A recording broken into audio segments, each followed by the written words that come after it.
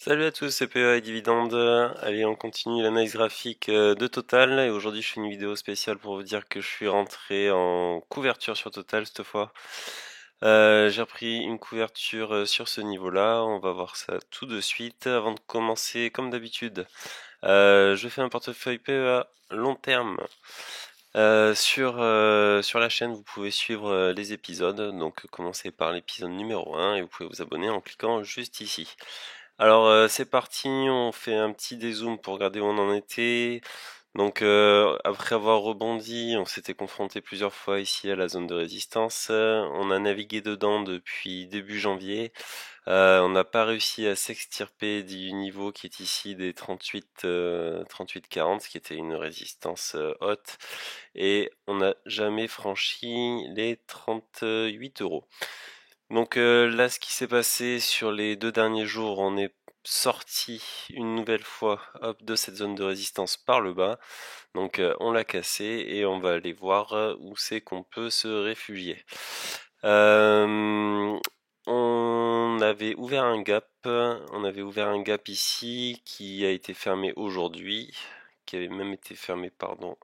Hop, là, il n'avait pas tout à fait été fermé, mais aujourd'hui il a été comblé et on est venu combler ce gap-là qu'on n'avait pas réussi à fermer la veille. Donc il y a eu une grosse hésitation là sur les 2 dernières journées. On ne savait pas trop dans quel sens aller et on va de suite supprimer nos gaps.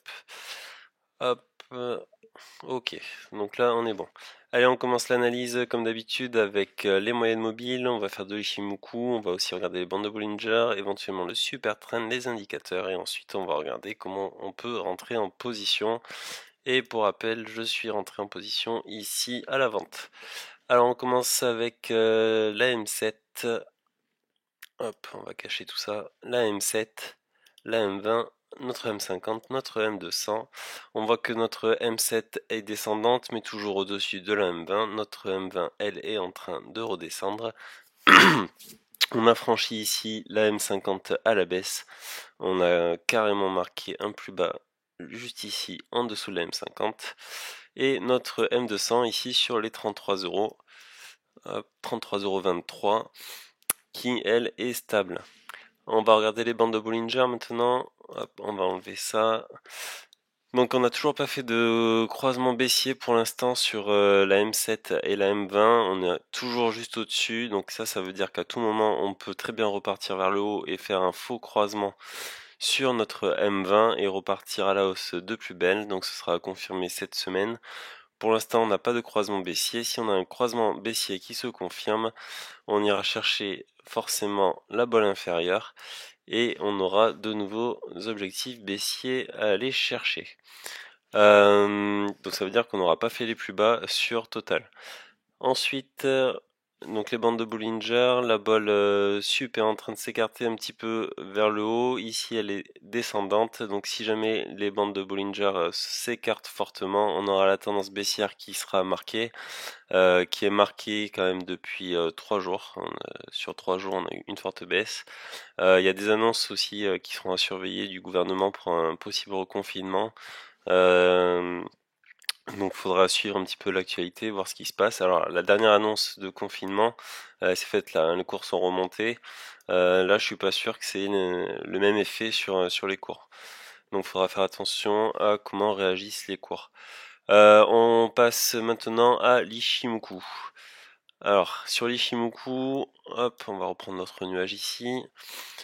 Donc on est en dessous ici de notre Tenkan et notre Kijun, on est en train de s'enfoncer dans le nuage.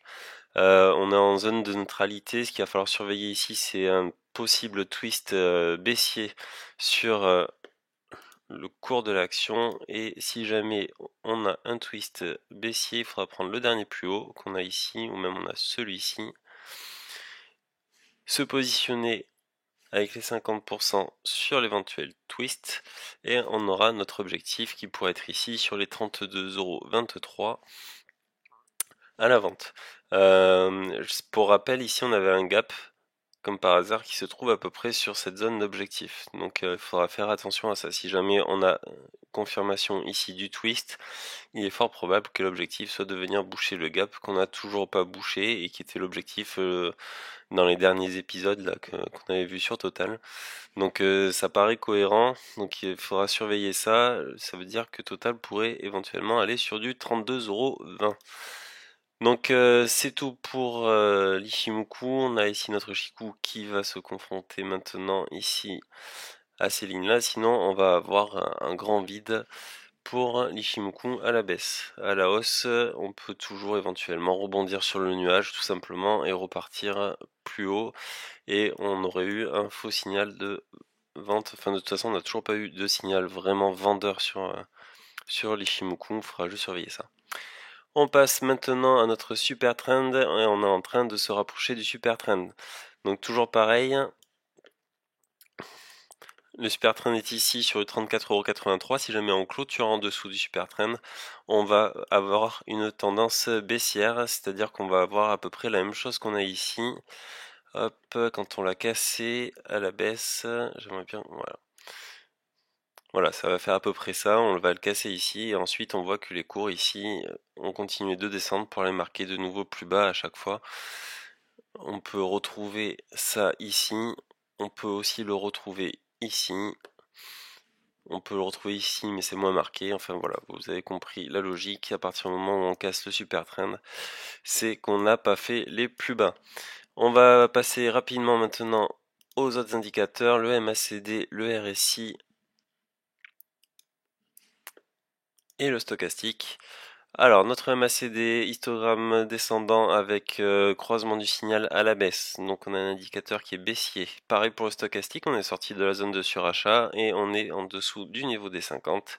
Donc on a un stochastique baissier qui va aller chercher sa zone de survente. Et pareil pour le RSI qui a croisé le niveau des 50 et va aller chercher ici sa zone de survente. On va passer au trade possible. Et les trades possibles, on va faire comme d'habitude, trader à partir du graphique. On va se mettre pour l'instant, pour ceux qui ont un biais vendeur, on se place au-dessus de la résistance. Hop.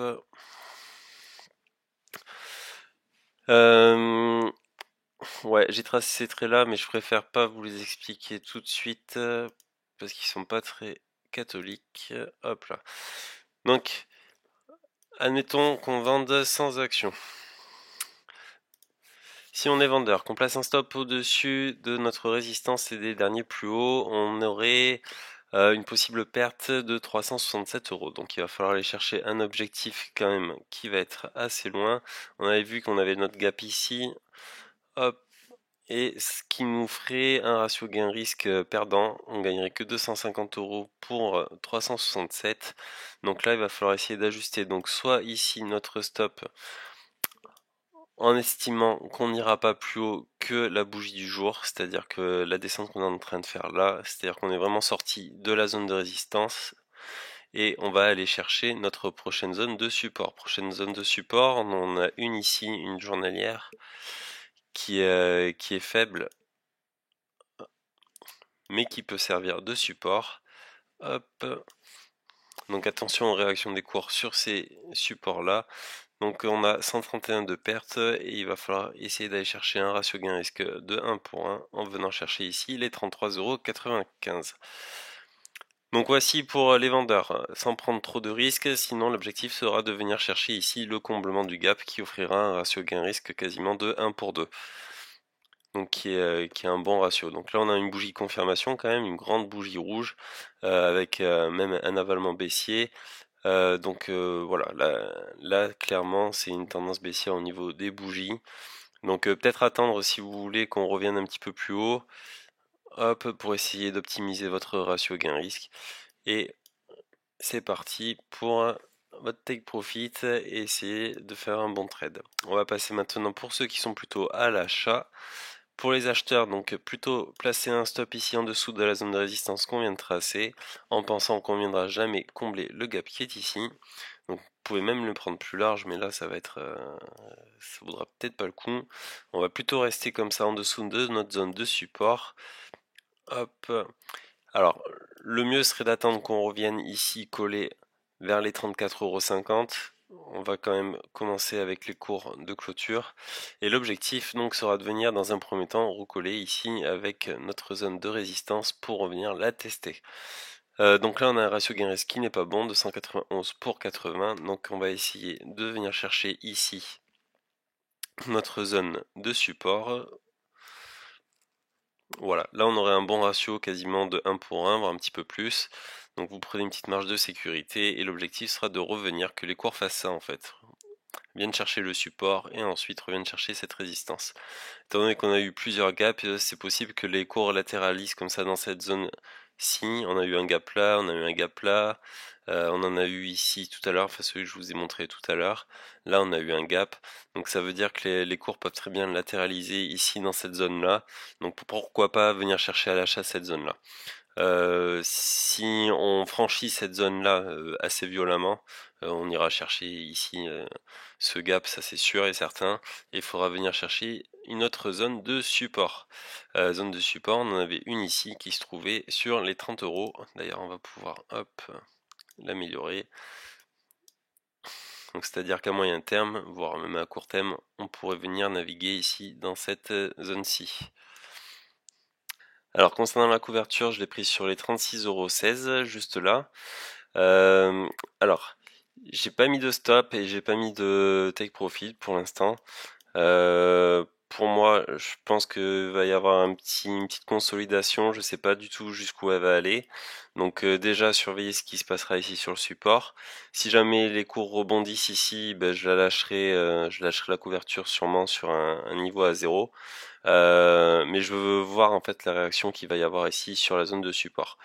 C'est-à-dire que si jamais on la franchit assez fortement, peut-être que je prendrai même un renfort ici à la vente.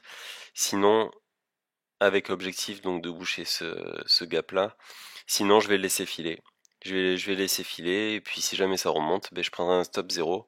C'est-à-dire que j'éviterai de perdre de l'argent sur cette couverture-là. Et je laisserai les cours remonter comme j'avais fait la dernière fois dans la zone de résistance en espérant pouvoir la franchir un jour. Donc voilà, ça c'était pour ma prise de position, qui n'engage que moi d'ailleurs. Donc je vous encourage pas à reproduire ce que je fais, je vous explique juste que je protège ma position PEA. Donc voici pour les trades pour cette semaine, à vous de surveiller. Merci de liker, partager la vidéo si vous avez aimé, et surtout commentez. Dites-moi si vous voulez, ce que vous voulez vous faire, vos prises de position, ce que vous suivez comme action aussi également. Enfin n'hésitez pas à partager et je vous dis à bientôt.